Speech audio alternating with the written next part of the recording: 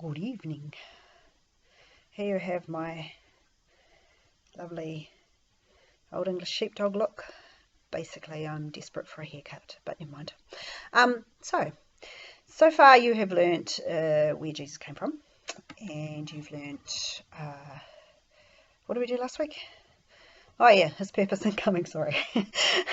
So one other way that we can come to know people, of course, is to find out what it is that's really important to them. And there's quite a lot of things that are really important to God. Two of them I'm going to cover today, and I'd really love it if you guys could have a think and maybe come up with something that you think God finds really important, and message me or message Nikki, and that might help me get next week's lesson underway.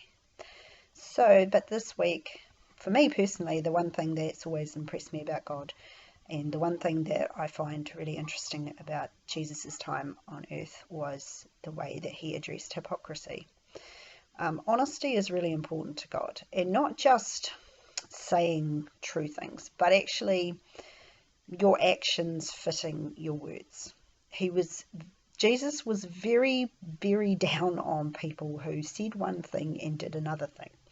In particular, if you read any of the Gospels, you'll find him addressing a group of people called Pharisees, and he addressed them quite a lot. In fact, in one place, he says to them that they are whitewashed tombs full of dead men's bones, which was a pretty big insult in its day. Probably doesn't mean much to us, but basically that meant that he was saying they looked good on the outside, but inside there were nothing there.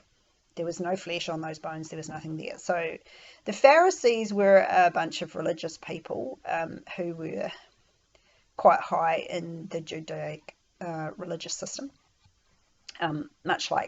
So the Jews had denominations, I guess, is probably the best way of looking at it, the same way that Christianity does. So Christianity has denominations, so it has Catholics and Protestants and Baptists and New Lifers and whatever, Anglicans. Let's not forget the Anglicans. Sorry, Tim.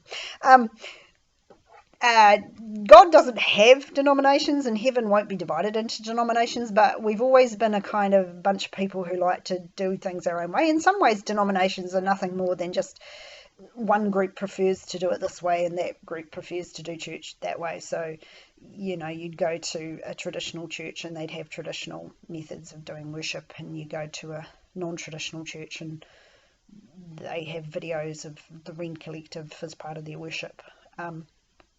It's just different reflections of different types of people, and I don't really see anything wrong with it so long as we're not attacking each other.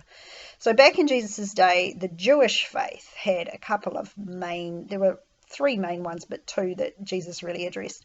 One was Pharisees and one was Sadducees. The Pharisees put tradition above the Word of God, and the Sadducees were more Roman orientated, so they tended to love the Roman emperor and what have you.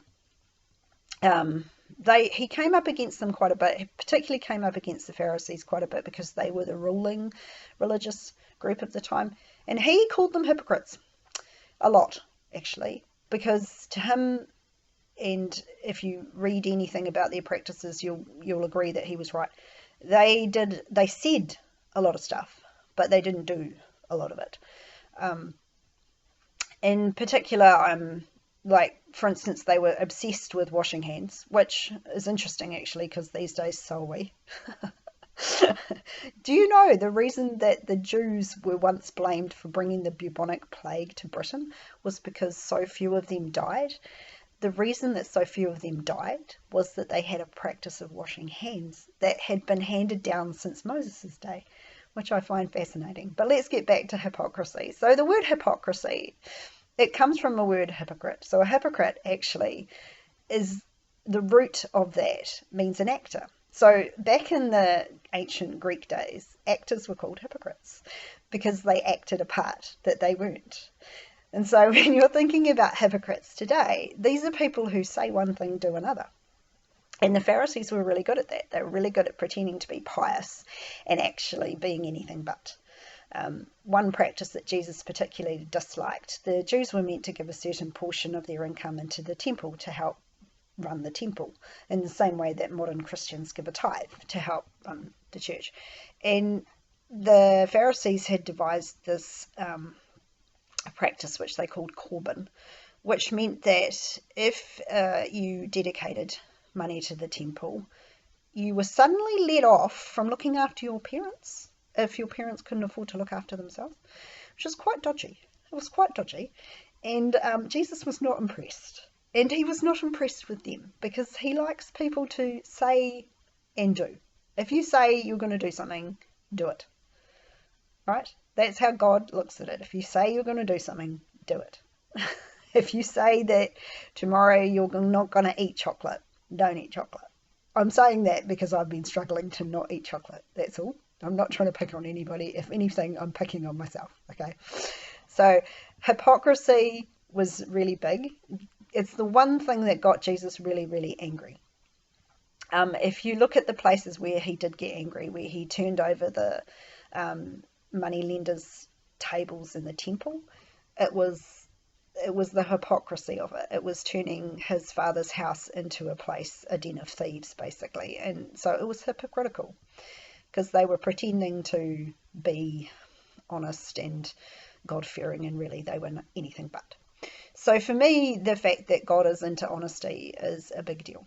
So I always try to be honest. Even with my kids, I tried to be honest. That doesn't mean that I told them absolutely everything, because honesty sometimes doesn't say everything. But like, they knew that Santa Claus wasn't real quite early on, because I couldn't bring myself to tell them something which I considered a lie. It's fine if you want to do Santa Claus, do Santa Claus. It's not a big deal. It's just the way I felt about it. So that's me. The other thing that I wanted you to have a look at today is the Bible Project have done a great video on justice, which is another thing that God was really big on, and Jesus was really big on justice. And so rather than me reinventing a wheel that they've already done really, really well, I'll add the link so you can have a look at what they said about justice. So that's me for this week. I'd really love it if you think of something that you think, yeah, God's really big on that, and I don't quite know what that means, or I'd really like to know whether Liz agrees with that. Then, yeah, like I said, put a message. Kia kaha, guys. Enjoy your week, and we'll see you next week. Bye.